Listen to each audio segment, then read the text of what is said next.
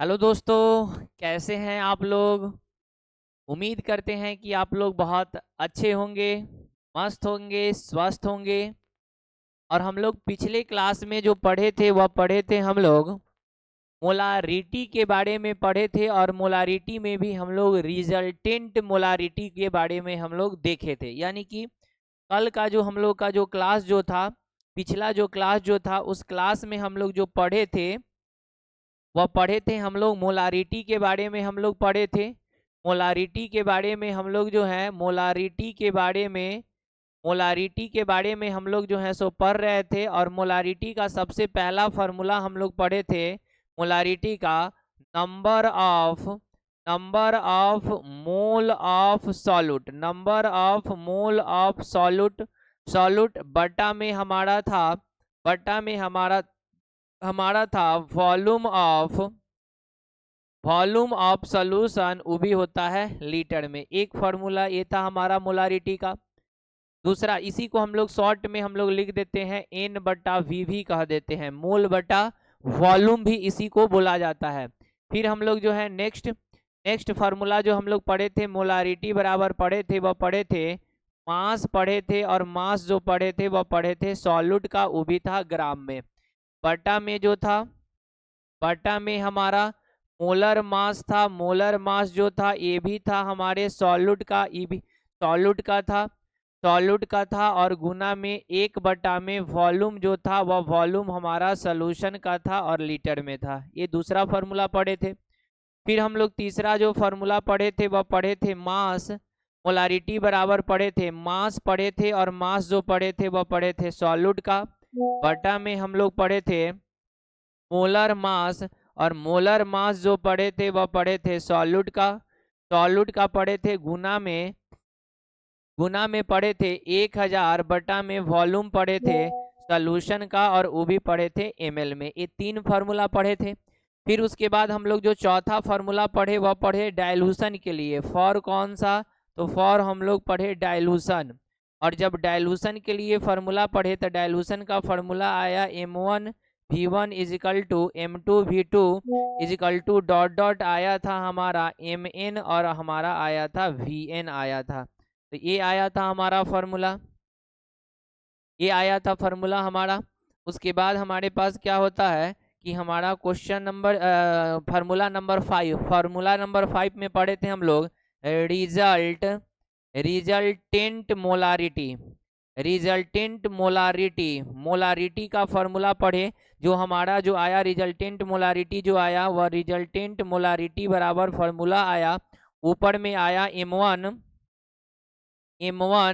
v1 plus m2 v2 plus dot dot, बटा में आया v1 प्लस v2 आया प्लस हमारा डॉट डॉट आया। ये फार्मूला पढ़ लिए। और एक और फार्मूला हम लोग डेंसिटी के केस के लिए हम लोग यूज करेंगे। डेंसिटी जब आ जाएगा तब हम लोग फार्मूला एक लगाएंगे। डेंसिटी सॉरी हम लोग जो फार्मूला लगाएंगे वह मोलारिटी बराबर हमारा x इंटू डी इंटू 10, बटा में हमारा होता है मोलर मास। और मोलर मास जो होता है वह होता है हमारा सॉल्यूट का होता है। तो ये फार्मूला नंबर था हमारा 6। तो इतना, जहाँ पे हमारा जो था x कहाँ क्या था हमारा वेयर x जो था वह हमारा था परसेंटेज w/w था। यानी कि मास परसेंटेज था। क्या था हमारा? मास मास परसेंटेज मास परसेंटेज हमारा था। क्या था हमारा? मास परसेंटेज था हमारा x क्या था? मास परसेंटेज था। तो यहाँ तक हम लोग ऑलरेडी पिछले क्लास में हम लोग पढ़ चुके थे। आज हम लोग पढ़ने वाले हैं, इसके आगे पढ़ने वाले हैं। तो इसके आगे जो है वह नेक्स्ट हेडिंग डाल लेना है इम्पॉर्टेंट पॉइंट अबाउट मोलारिटी। इसके आगे जो है वह नेक्स्ट हेडिंग जो आज का जो डालना है वह हेडिंग डाल लेना है important important important point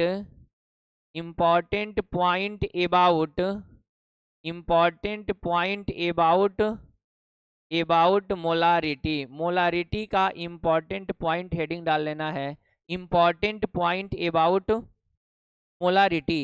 important point about क्या चीज, मोलारिटी। इसमें सबसे पहला पॉइंट हम लोग जो जानते हैं कि मोलारिटी जो है वह एक हमारा कंसंट्रेशन टर्म है।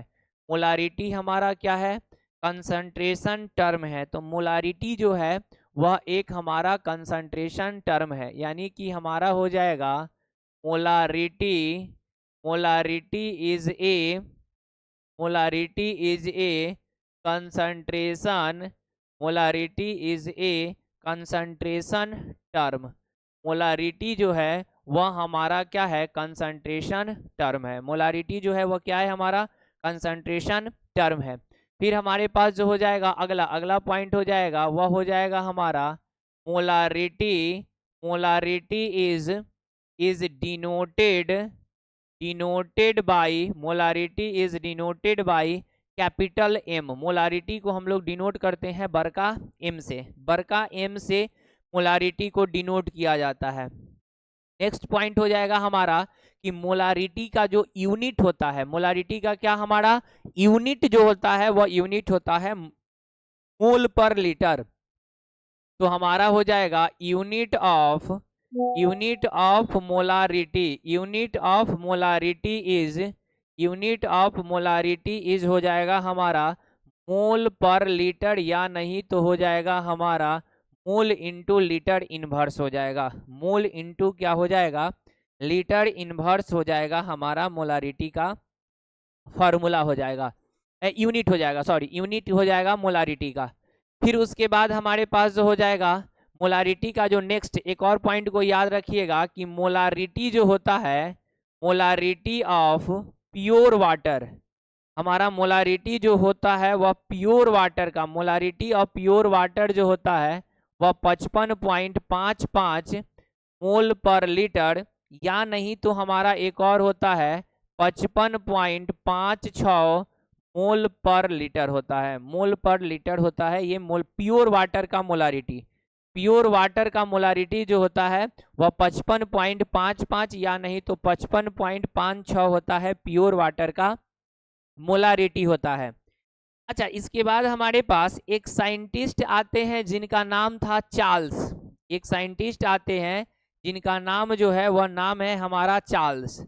चार्ल्स का कहना था कि जो वॉल्यूम जो होता है ना वह डायरेक्टली प्रोपोर्शनल होता है टेम्परेचर के, मतलब अगर आप टेम्परेचर को बढ़ाइएगा तो वॉल्यूम भी बढ़ेगा। ये बात बोला गया था, बोले थे चार्ल्स, बोले थे। चार्ल्स का कहना था कि हमारा जो होता है टेम्परेचर जो होता है वह डायरेक्टली प्रोपोर्शनल होता है, हमारा टेम्परेचर जो होता है वह डायरेक्टली प्रोपोर्शनल होता है वॉल्यूम के। अगर आप टेम्परेचर को बढ़ाइएगा तो वॉल्यूम भी बढ़ेगा। ये बात बिल्कुल सही भी है।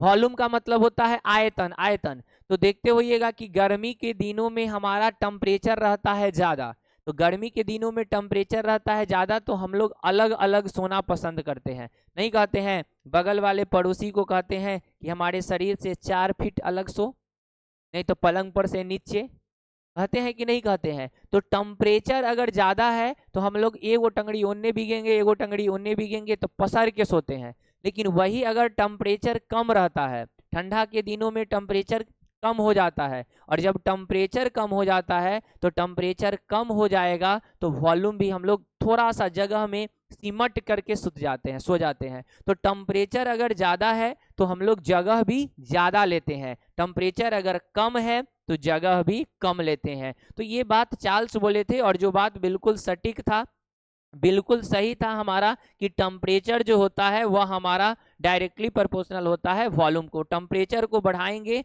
तो वॉल्यूम भी बढ़ेगा। जैसे देखिए, अगर मान लेते हैं कि कोई यही एक सबस्टांस है, इसके अंदर हम मान लेते हैं कि 5 गो कोई कण है, एक कोई ये गोला था, हमारा एटम था, उसके अंदर 5 गो कण था। अब इस एक वो एटम का, एक वो कण का वजन अगर 1 ग्राम है, एक गो का वजन कितना ग्राम है? 1 ग्राम। एक जो कण है, इस एक कण का वजन अगर 1 ग्राम है, तो अगर 5 गो कण है तो वजन कितना ग्राम हो जाएगा? 5 ग्राम होगा, क्योंकि एक गो का वजन 1 ग्राम है तो 5 गो कण होगा तो 5 गो कण का वजन 5 ग्राम हो जाएगा, 5 ग्राम हमारा हो जाएगा। जब हम इसको टेम्परेचर देंगे, जैसे मान लेते हैं कि अभी इसका टेम्परेचर था कितना, तो मान लेते हैं 30 डिग्री सेल्सियस टेम्परेचर था। अब टेम्परेचर को बढ़ा करके कर दिए हम लोग 60 डिग्री। तो टेम्परेचर को बढ़ाने से क्या होता है ना कि वॉल्यूम बढ़ जाता है, पहले छोटा था अब वॉल्यूम बड़ा हो जाएगा। लेकिन वॉल्यूम तो बड़ा होगा, वॉल्यूम भाई हमारा बड़ा हो जाएगा, लेकिन इसके अंदर जो मास होगा ना उस पर कोई असर नहीं होगा। ऐसा नहीं है कि अगर छोटे से बर्तन में अगर 1 केजी आलू को रखिएगा तो 1 केजी रहेगा, अब बड़ा सा बर्तन में जब रखिएगा तो 2 केजी हो जाएगा, ऐसा बात नहीं है। मतलब कि टेम्परेचर को बढ़ने से वॉल्यूम बढ़ेगा, टेम्परेचर जैसे जैसे बढ़ेगा वैसे वैसे वॉल्यूम बढ़ेगा, लेकिन हमारा मास जो है, मास पे जो है वह टेम्परेचर का कोई इफेक्ट नहीं रहता है। लाख आप टेम्परेचर को बढ़ाइए, लाख टेम्परेचर को घटाइए, मास पे कोई असर नहीं होगा, क्योंकि टेम्परेचर को बढ़ाने से वॉल्यूम बदलेगा, कि मास जो है वह जैसा क्या तैसा रहेगा। मतलब मास जो हो जाएगा वह हो जाएगा भैंस के आगे बीन बजाई भैंस रहे पघुराई। मतलब इसके आगे जो है लाख टेम्परेचर का बीन बजाइएगा कोई असर नहीं होगा, जैसे है मास हमारा वैसे ही रहेगा। तो इसी बात को ध्यान में रख लेना है कि टेम्परेचर को बढ़ाने से वॉल्यूम बदलता है,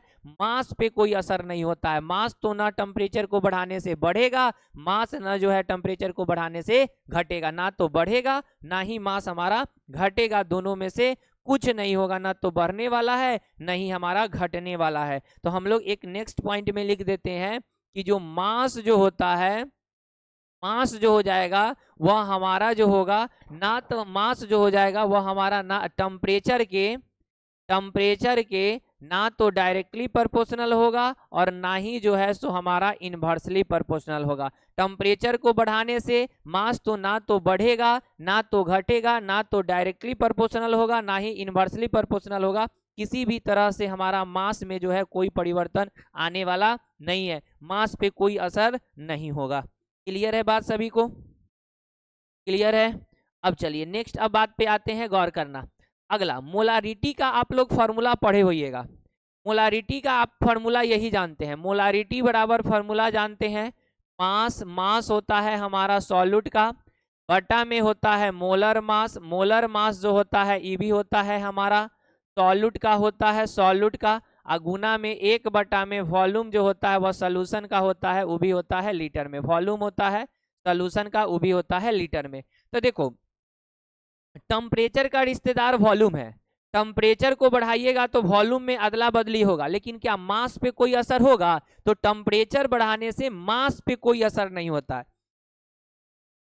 ये जो आप मास देख रहे हैं इस मास पे कोई असर नहीं होगा, टेम्परेचर को बढ़ाने से हमारा मास पे कोई असर होने वाला नहीं है, मास पे कोई इफेक्ट नहीं पड़ेगा। अच्छा जो मोलर मास है तो देखो ना, यही भी तो मोलर मास, ये भी तो एक टाइप का मास है ना, है तो क्या टेम्परेचर का असर मास पे होगा? मास पे असर नहीं होगा। अच्छा एक को टेम्परेचर देंगे तो कुछ होगा? नहीं होगा, लेकिन टेम्परेचर देने से हमारा वॉल्यूम बदलेगा। कौन बदलेगा? वॉल्यूम बदलेगा। और जब टेम्परेचर देने से वॉल्यूम बदलेगा तो अगर वॉल्यूम का वैल्यू जैसे जैसे चेंज होगा वैसे वैसे हमारा मोलारिटी भी क्या होगा? चेंज होगा। जैसे जैसे ये वॉल्यूम बदलता जाएगा वैसे वैसे हमारा मोलारिटी भी बदलेगा। मतलब टेम्परेचर का रिश्तेदार वॉल्यूम और वॉल्यूम का रिश्तेदार मोलारिटी। वॉल्यूम का रिश्तेदार कौन है? मोलारिटी, क्योंकि वॉल्यूम यहाँ है और हमारा हमारा जो है मोलारिटी यहाँ है, दोनों का रिलेशन क्या होगा? इनवर्सली प्रोपोर्शनल होगा। कैसा होगा? इनवर्सली, क्योंकि नीचे में है तो नीचे में है तो इनवर्सली प्रोपोर्शनल होगा। तो टेम्परेचर को बढ़ाने से वॉल्यूम में अदला बदली होगा और वॉल्यूम बदलेगा तो मोलारिटी भी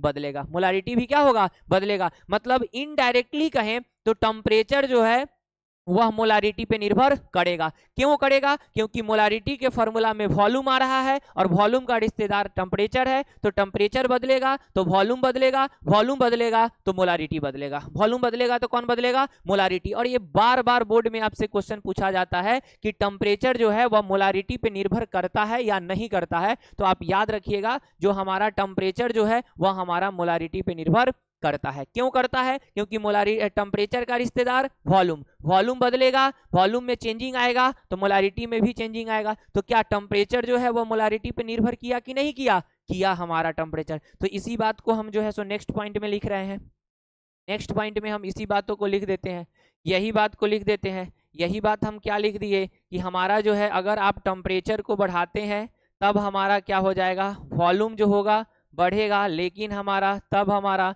मोलारिटी जो हो जाएगा वह घट जाएगा। लेकिन टेम्परेचर को घटाइएगा तो वॉल्यूम भी घटेगा, तब हमारा मोलारिटी क्या हो जाएगा, बढ़ जाएगा।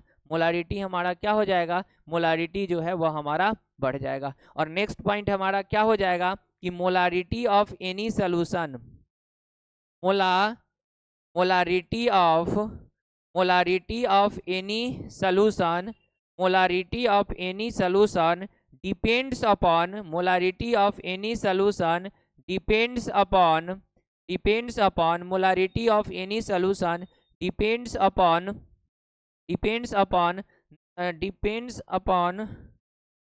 Molarity of any solution depends upon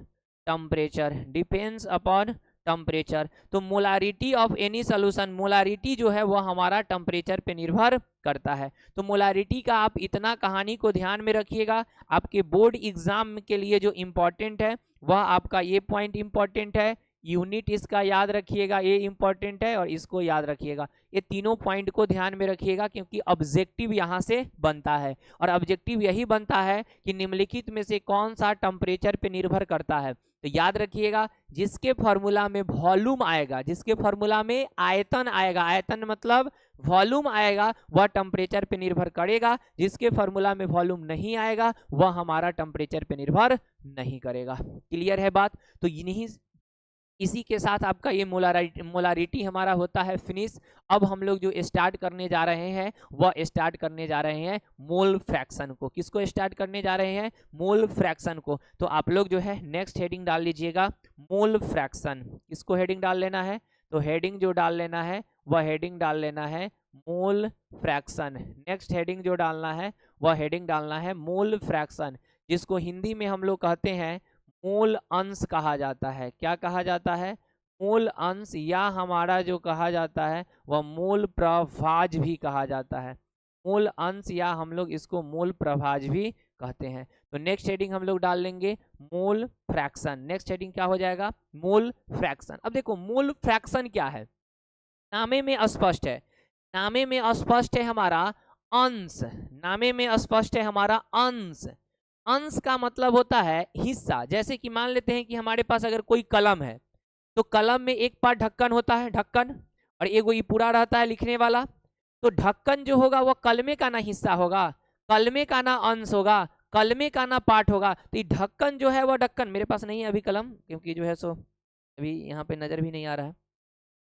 तो हमारा जो है सो कलम का जो ढक्कन होगा वो कलमे का हिस्सा होगा, कलमे का हमारा पार्ट होगा, कलम का ही जो है सो हमारा टुकड़ा होगा। तो हम लोग अभी पढ़ने जा रहे हैं कौन सा? मूल अंश। अंश का मतलब होता है हिस्सा। अंश का मतलब क्या होता है? हिस्सा, टुकड़ा, पार्ट, भाग, जो मन है सो आप बोल सकते हैं। तो अंश का मतलब होता है हिस्सा, टुकड़ा, पार्ट, भाग, जो मन है सो आप बोल सकते हैं। लेकिन यह वैसा हिस्सा है, यह कुछ स्पेशल टाइप का हिस्सा, ये नॉर्मल हिस्सा नहीं है, ये स्पेशल टाइप का हिस्सा है, कुछ खास टाइप का जो है सो ये हमारा हिस्सा है। तो ये जो हम लोग मूल अंश जो पढ़ रहे हैं ये हिस्सा है, लेकिन कुछ खास तरह का हिस्सा है, कुछ स्पेशल टाइप का हिस्सा है। अब क्या स्पेशल टाइप का हिस्सा है इस चीज को समझते हैं, जरा सा गौर कीजिएगा। देखो जैसे हमारे पास 25 गो कलम था, टोटल कितना पेन था? 25 पेन था, और इस 25 पेन में से हमको 4 गो हिस्सा मिला। तो देखो 25 गो में 4 गो हिस्सा हमको मिला, टोटल कलम था 25 गो, उसमें से 4 गो हमको हिस्सा मिला। तो भाई ये 4 मेरा हिस्सा है, ये 4 जो है सो मेरा अंश है, ये 4 जो है सो मेरा संपत्ति है। लेकिन ये कुछ स्पेशल नहीं है, और स्पेशल निकालना होगा तो हम लोग स्पेशल निकालेंगे एगो में। स्पेशल का एगो में निकालेंगे एगो में। ये हिस्सा जो पूछता है वह 25 में कितना मिला, 100 में कितना मिला, उससे मतलब नहीं है, आपको एगो में कितना हिस्सा मिला। तो हमको 25 गो में मिला 4 गो हिस्सा, तो 25 गो में 4 गो मिला, उसको हम लोग कभी भी फ्रैक्शन नहीं कहते हैं। फ्रैक्शन जो कहा जाता है वो कहा जाता है एगो में आप जो निकाले हैं, एक में आपको कितना हिस्सा मिला है। तो 25 गो में मिला 4 गो, तो एगो अगर कलम में आप पेन में निकालना चाहते हैं तो टोटल को कहाँ रखना पड़ेगा? बटा के नीचे। तो 4 बटा कितना हो जाएगा? 25। 4 बटा कितना हो जाएगा? 25। तो एगो में जितना हिस्सा मिला इसी को हम लोग क्या कहेंगे? मोल फ्रैक्शन कहेंगे। एगो में जितना हिस्सा मिला उसको कहेंगे। जैसे मेरे पास 30 गो आम था, और 30 गो आम में से हमको हिस्सा मिला 10 गो आम, 10 गो आम हिस्सा मिला, तो 10 गो मेरा हिस्सा है, बट इसको कभी फ्रैक्शन नहीं कहेंगे। क्योंकि हमको 30 गो में मिला है, हमको निकालना है कै गो में, ए गो में। ए गो में कितना हिस्सा मिल रहा है, तो ए गो अगर आम में अगर हिस्सा को निकालते हैं तो देखिए टोटल हमारे पास हिस्सा पहले से 10 गो था, पहले से 10 गो मिला था, टोटल कै गो आम था, तो टोटल जो था सो 30 गो था। टोटल को कहाँ रखना पड़ेगा, बटा के नीचे रखना पड़ेगा। टोटल को कहाँ रखना पड़ेगा, बटा के नीचे रखना पड़ेगा। तो इस 30 को रखेंगे बटा के नीचे रखेंगे, और बटा के नीचे रखेंगे तो देखो ए गो में हिस्सा निकला कि नहीं निकला, और ए गो में जो हिस्सा निकलेगा इसी को हम लोग क्या कहेंगे, फ्रैक्शन कहेंगे। इसी को हम लोग कहेंगे फ्रैक्शन। तो फ्रैक्शन जो डिफाइन किया जाता है वह 10 में, 20 में, 50 में नहीं, एक में आपको कितना हिस्सा मिला। जैसे कि मेरे पास जो था 16 गो जो था सो चॉकलेट था, 16 पीस चॉकलेट था, 16 पीस में से 3 पीस चॉकलेट मेरा हिस्सा मिला। तो ये मेरा हिस्सा है, ये मेरा टुकड़ा है, बट इसको फ्रैक्शन नहीं कहेंगे। फ्रैक्शन कितना में निकालेंगे, ए गो में कितना हिस्सा मिला, एक में आपको कितना हिस्सा मिला। तो अगर एक में अगर आप यहां से निकालते हैं, तो अगर आप एक में निकालिएगा तो ये 3 तो मेरा हिस्सा था, लेकिन ये टोटल कहाँ जाएगा, नीचे जाएगा। टोटल कहाँ जाएगा, नीचे जाएगा। मतलब आप क्या समझे कि आपका जितना हिस्सा था, मतलब क्वेश्चन में जिसका कहेगा निकालने को, जिसका देगा निकालने को, उसको हमेशा रखना है ऊपर। जैसे कि चार गो जो कलम था वो मेरा हिस्सा था, तो मेरे हिस्सा को हम लोग कहाँ रखे, ऊपर रखे। मेरे हिस्सा को कहाँ रखे, ऊपर। और टोटल को कहाँ रखे, नीचे। टोटल को कहाँ रखे, नीचे। हमेशा वही काम किए हैं। 20-30 आम में से 10 आम मिला, तो जो मेरा हिस्सा हुआ उसको कहाँ रखे, ऊपर। मतलब जिसका निकालना होगा उसको रखिएगा ऊपर में, और टोटल को हमेशा रखिएगा नीचे में। टोटल को हमेशा नीचे में, और जिसका निकालना है उसको ऊपर में। जैसे देख लो 3 गो हिस्सा मिला, तो इस 3 गो को रखेंगे ऊपर में, ये टोटल जो है उसको हमेशा कहाँ रखेंगे, नीचे में रखेंगे। टोटल को कहाँ रखेंगे, नीचे में। कुछ कुछ समझ में आया होगा बात, और बताते हैं, रुक जाना और समझाते हैं। अब गौर करो, हम शरबत बनाते हैं, क्योंकि मोल फ्रैक्शन जो है वह शरबत के मीठापन फीकापन को बताएगा, वे तो हम समझाने के लिए बताए थे। तो अब देखिए हम शरबत बना लिए, तो शरबत बना लिए मतलब कि विलियन बना लिए। विलियन को ही कहा जाता है सॉल्यूशन। तो इस सॉल्यूशन में दो चीज होगा, एगो जो होगा सो हमारा होगा सॉल्यूट, और एगो जो होगा सो हमारा क्या होगा, सॉल्वेंट। ये ना होगा, सॉल्वेंट होगा। इसी दोनों को मिलाते हैं तो भाई शरबत बनता है, इसी दोनों को मिलाने से तो शरबत बनता है। तो अगर हमको मोल फ्रैक्शन, अगर हमको किसका पूछा जाए, सॉल्यूट का, तो जिसका पूछा जाएगा उसके मोल को ऊपर में रखिएगा। जिसका पूछा जाएगा उसके मोल को ऊपर में, जेकर पूछा जाएगा ओकर मोल के ऊपर में, और टोटल को रखिएगा नीचे में। तो नीचे में क्या हो जाएगा, मोल सॉल्यूट भी हो जाएगा, और प्लस हमारा मोल जो है वह हमारा सॉल्वेंट भी हो जाएगा। तो जिसका पूछा जाए उसको ऊपर, और टोटल को हमेशा नीचे में। जैसे सॉल्वेंट का पूछा जाए तो ऊपर में मोल रखेंगे किसका, सॉल्वेंट का, और नीचे में जो मोल रखेंगे वह मोल रखेंगे सॉल्यूट का भी, और प्लस हम लोग जो मोल रखेंगे वह रखेंगे सॉल्वेंट का भी। तो जिसका मोल पूछा जाएगा उसको हमेशा ऊपर में, और सब को कहाँ रखेंगे, नीचे में। जैसे कि ए है, बी है, सी है, डी है। चलो इसका पूछा जाए कि मोल फ्रैक्शन बताइए, तो मोल फ्रैक्शन अगर कहें कि सी का बताइए कि कितना होगा, तो सी को रखना है ऊपर में, सी को कहां पे, ऊपर में। अब बाकी जितना जो रहेगा उस सब को नीचे में। तो ए जोड़ बी जोड़ सी जोड़ डी, सब को नीचे में जो आएगा वही होगा सी का मोल फ्रैक्शन। अगर हम पूछे कि ए का मोल फ्रैक्शन बताइए, तो ए को रखिएगा ऊपर में, जितना है ना, जितना सब को नीचे में, तो नीचे में A plus B plus C plus D, यही हो गया ए का मोल फ्रैक्शन। तो मोल फ्रैक्शन किसको कहिएगा, जिसका निकालना है उसके मोल को ऊपर, और टोटल मोल को नीचे। और टोटल शरबत में दो ही चीज रहता है, सॉल्यूट और सॉल्वेंट। तो जिसका कहा जाए, सॉल्यूट को कहा जाए तो सॉल्यूट के ऊपर, और दोनों को नीचे। सॉल्वेंट को कहा जाए, सॉल्वेंट के ऊपर, दोनों को नीचे रखेंगे। दोनों को कहाँ रखेंगे, नीचे रखेंगे। क्लियर है बात। तो डिफिनीशन भी यही लिखना है, क्या है, बटा का मतलब होता है अनुपात। बटा का क्या मतलब, क्या होता है, अनुपात, मतलब कि रेशियो, रेशियो होता है। तो क्या हो जाएगा, मोल फ्रैक्शन क्या हो जाएगा, the ratio of number of mole of one substance, एक सबस्टांस को रखेंगे ऊपर, and number of mole of total substance, total substance को रखेंगे नीचे। एक सबस्टांस के मोल को रखेंगे ऊपर, और टोटल सबस्टांस के मोल को रखेंगे नीचे। एक को रखेंगे ऊपर, टोटल को रखेंगे नीचे। इसी को क्या कहेंगे, मोल फ्रैक्शन कहेंगे। इसी को क्या कहेंगे, मोल फ्रैक्शन कहेंगे। तो उम्मीद है कि समझ में बात आ गया होगा। तो मोल फ्रैक्शन हम लोग किसको कहेंगे, तो मोल फ्रैक्शन हम लोग कहेंगे कि the number of mole of one substance, the number of mole of one substance, and number of and and and number of and number of number of mole of mole of total total total substance is called हमारा क्या हो जाएगा, mole fraction हो जाएगा, mole fraction हो जाएगा। हिंदी में लिखना होगा तो हिंदी में क्या लिखिएगा, हिंदी में क्या लिखिएगा, एक पदार्थ के मोलों की संख्या एक पदार्थ के मोलों मोलों की मोलों की संख्या तथा तथा कुल कुल पदार्थ कुल पदार्थ के कुल पदार्थ के मोलों मोलों की मोलों की संख्या के अनुपात को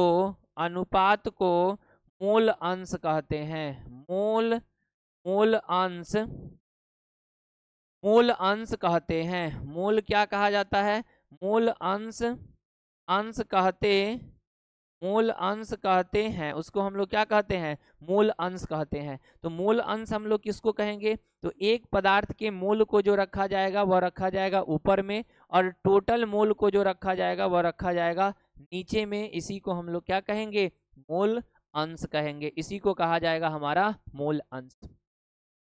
इसी को कहेंगे हम लोग मूल अंश या मूल प्रभाज कहा जाता है। तो कैसे इसके फॉर्मूला को निकालिएगा, जैसे कि अगर हमको मूल अंश निकालना होगा किसका, एक और पॉइंट लिख लीजिएगा, एक और पॉइंट लिख लीजिएगा, मोल फ्रैक्शन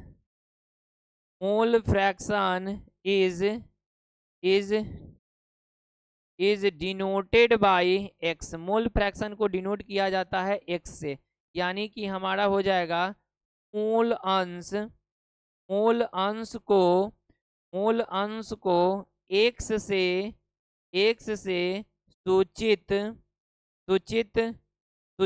करते हैं। मूल अंश को किससे सूचित करते हैं, एक्स से सूचित करते हैं। तो मूल अंश को जो है वह सूचित किया जाता है, वह सूचित किया जाता है एक्स से। मूल अंश को किससे सूचित किया जाता है, एक्स से सूचित किया जाता है। चलिए अब हम लोग चलते हैं थोड़ा सा इसके फॉर्मूला को। तो मूल अंश को डिनोट करते हैं एक्स से। अगर मूल अंश अगर निकालना है सॉल्यूट का, किसका निकालना है, सॉल्यूट का, तो अगर मूल अंश सॉल्यूट का निकालना होगा तो ऊपर में हम लोग मूल रखेंगे सॉल्यूट का। और शरबत में तो दो ही चीज होता है, एगो सॉल्यूट एगो सॉल्वेंट। तो जिसका निकालना है उसके मूल को नीचे, और शरबत में दो ही होता है, एगो सॉल्यूट एगो सॉल्वेंट। तो सॉल्यूट का निकालना है तो सॉल्यूट के मूल को ऊपर और टोटल मूल को रख देंगे नीचे। तो नीचे में क्या हो जाएगा, मूल जो हो जाएगा वह हो जाएगा हमारा सॉल्यूट, और प्लस हमारा मूल जो हो जाएगा वह मूल हो जाएगा हमारा सॉल्वेंट हो जाएगा। अगर हमको मोल फ्रैक्शन अगर निकालना है किसका, सॉल्वेंट का निकालना है, तो ऊपर में हम लोग मूल रखेंगे सॉल्वेंट का, और नीचे में जो मूल रखेंगे वह मूल रखेंगे हम लोग सॉल्यूट का, और प्लस हम लोग जो मूल रखेंगे वह मूल रखेंगे हम लोग सॉल्वेंट का। तो जिसका निकालना होगा उसके मूल को रखेंगे ऊपर और टोटल मूल को रखेंगे नीचे। टोटल मूल को क्या रखेंगे, नीचे। तो ई वाला जो हो गया सो हमारा पहला फार्मूला हो गया, और ई वाला जो हो गया सो दूसरा फार्मूला हो गया। और हमारा जो होता है मोल fraction of solute plus mole fraction of solvent जो होता है वो हमेशा एक के बराबर। क्यों एक के बराबर, क्योंकि मोल फ्रैक्शन को डिफाइन हम लोग कर रहे थे एक में, कि एक में आपको कितना हिस्सा मिला, ए गो में कितना हिस्सा मिला, और ए गो में जितना हिस्सा मिलता था वही हमारा क्या था, मोल अंश था, मतलब कि मोल फ्रैक्शन था। तो सॉल्यूट प्लस सॉल्वेंट को जोड़ेंगे तो हमारा कितना आएगा, एक आएगा। और यहाँ पे देख लो, मान लेते हैं कि अगर सॉल्वेंट का वैल्यू पता चल जाए कि 0.3 है, अगर हमको सॉल्वेंट का वैल्यू पता चल जाए तो क्या सॉल्यूट का नहीं निकलेगा, क्या करेंगे, 0.3 को एक में से घटा लेंगे। मतलब इसका अगर दोनों को जोड़ने पे एक आता है, तो अगर एकर वैल्यू पता चल जाए तो इकर पता चल जाएगा, तो ये प्लस में होगा, उन्ने जाएगा तो क्या हो जाएगा, माइनस में। तो एक में से इसको घटा लेंगे तो ये नहीं निकल जाएगा, निकल जाएगा आसानी के साथ। तो हमारा क्या हो जाएगा कि अगर मोल फ्रैक्शन अगर हमको सॉल्यूट का निकालना है तो 1 माइनस मोल फ्रैक्शन हो जाएगा सॉल्वेंट। अगर हमको मोल फ्रैक्शन, अगर हमको सॉल्वेंट का निकालना है तो 1 माइनस मोल फ्रैक्शन जो हो जाएगा वह हो जाएगा सॉल्यूट का। तो ये भी एक हमारा फॉर्मूला हो जाएगा। क्लियर है बात? तो ये तीनों हमारा क्या हो गया, फॉर्मूला हो गया। क्लियर है बात? अब चलो, अब बात आता है कि देखो मोल फ्रैक्शन सॉल्यूट और प्लस सॉल्वेंट हमारा एक के बराबर होता है। कैसे होता है, तो इसको हम प्रूव भी कर देते हैं। तो हम यहाँ पे प्रूव कर देते हैं, प्रूव कर देते हैं कि मोल फ्रैक्शन जो होता है सॉल्यूट का प्लस हमारा मोल फ्रैक्शन जो होता है सॉल्वेंट का, ये हमेशा एक के बराबर होता है। क्यों होता है, इसको हम लोग क्या करते हैं, प्रूव कर लेते हैं। देखिए मोल फ्रैक्शन सॉल्यूट का आप फॉर्मूला जानते हैं। क्या जानते हैं कि मोल फ्रैक्शन अगर सॉल्यूट का निकालना होगा तो जिसका निकालना होगा उसके मोल को ऊपर, तो सॉल्यूट का निकालना है तो सॉल्यूट के मोल को रखेंगे ऊपर और टोटल मोल को रखेंगे नीचे। तो नीचे रखेंगे तो नीचे हो जाएगा सॉल्यूट का मोल और प्लस हमारा मोल जो हो जाएगा वह हो जाएगा हमारा सॉल्वेंट का। क्योंकि जिसका मोल आपको निकालना है उसके मोल को ऊपर और टोटल मोल को कहाँ रखेंगे, नीचे रखेंगे, नीचे रखेंगे। अगर उसी तरह से अगर सॉल्वेंट का निकालना है तो ऊपर में हम लोग मोल जो रखेंगे वह मोल रखेंगे के कर सॉल्वेंट का रखेंगे, सॉल्वेंट का रखेंगे, और बटा में नीचे में जो रखेंगे वह मोल जो रखेंगे वह मोल रखेंगे हम लोग सॉल्यूट का, प्लस हम लोग जो मोल रखेंगे वह मोल रखेंगे हम लोग किसका, सॉल्वेंट का। अब देख लीजिए दोनों को आप एलसीएम ले लीजिए, एलसीएम ले लीजिएगा, लघुत्तम ले लीजिएगा तो क्या आएगा, नीचे में आ जाएगा मोल, मोल आ जाएगा सॉल्यूट, प्लस हमारा मोल जो आ जाएगा वह मोल आ जाएगा हमारा सॉल्वेंट। अब इसको इससे डिवाइड कीजिएगा तो एक बार में कट जाएगा, और एक से गुना कर लीजिएगा तो ऊपर में हमारा मोल आ जाएगा, और मोल जो आ जाएगा वो आ जाएगा सॉल्यूट का। मोल किसका आ जाएगा, सॉल्यूट का। प्लस हमारा इससे इसको डिवाइड कीजिएगा तो हमारा जो मोल जो आ जाएगा वह मोल के कर आ जाएगा सॉल्वेंट का। अब देख लो ये पूरा मोल सॉल्यूट, मोल सॉल्यूट, ये मोल सॉल्यूट से मोल सॉल्यूट कट जाएगा, मोल सॉल्वेंट से मोल सॉल्वेंट कट जाएगा, तो ये हमारा कितना आ जाएगा, एक। तो मोल fraction of solute plus solvent जो होता है वे दोनों कितना के बराबर होता है, दोनों जो होता है वह हमारा एक के बराबर हो जाता है। तो मोल fraction of solute plus mole fraction of solvent जो होता है वह एक के बराबर होता है। क्लियर है बात, समझ में बात आ गया? अब इसका क्वेश्चन कैसे बनेगा सो गौर करो।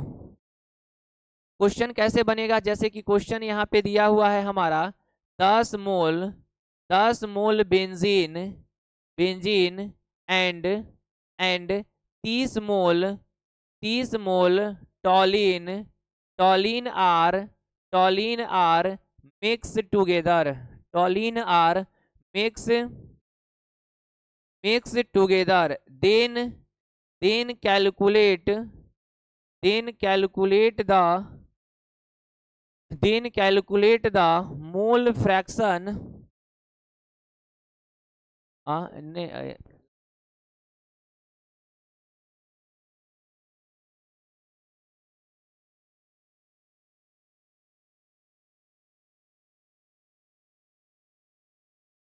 लाइव नहीं, लाइव नहीं,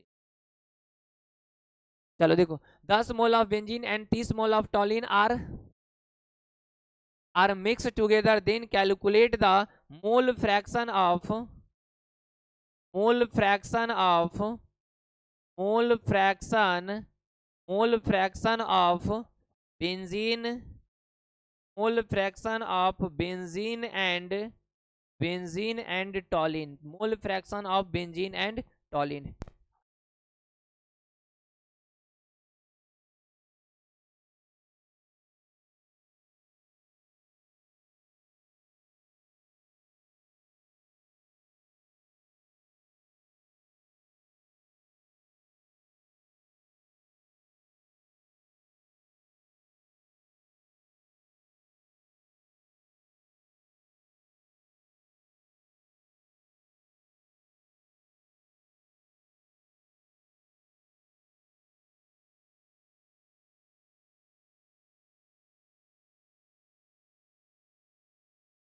चलो अब देखो इसको जो है सो इधर,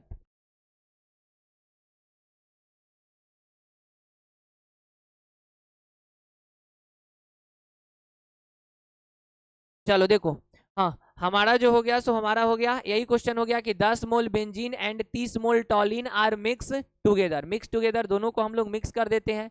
देन कैलकुलेट, तब कैलकुलेट करना है, कि the mole fraction of benzene and टॉलिन, तब आपको कैलकुलेट करना है कि मोल फ्रैक्शन बेंजीन और मोल फ्रैक्शन ऑफ टॉलिन हमारा क्या होगा, बेंजीन का मोल फ्रैक्शन क्या होगा और टॉलिन का मोल फ्रैक्शन क्या होगा, यही आपको कैलकुलेट करना है। तो देखिए बेंजीन का मोल फ्रैक्शन क्या होगा और टॉलिन का मोल फ्रैक्शन क्या होगा। अब इसको हम लोग कैसे कैलकुलेट करेंगे सो गौर करो। देखो कह रहा है कि हम लोग क्या किए हैं कि एगो बेंजीन लिए हैं, बेंजीन और दूसर लिए हैं टॉलिन, ये दोनों को मिक्स करके शरबत बनाया गया है, जिसमें बेंजीन जो है वह हमारा 10 मोल है और टॉलिन जो है वह हमारा 30 मोल है, नहीं ना है जी, 30 मोल है। तो आपसे मोल फ्रैक्शन कहा जा रहा है कि बेंजीन का और टॉलिन का क्या होगा। तो देखो मोल फ्रैक्शन को डिनोट करते हैं एक्स से, मोल फ्रैक्शन को किससे डिनोट करते हैं, एक्स से, और मोल फ्रैक्शन निकालना है बेंजीन का, तो मोल फ्रैक्शन को डिनोट करते हैं एक्स से और मोल फ्रैक्शन निकालना है बेंजीन का।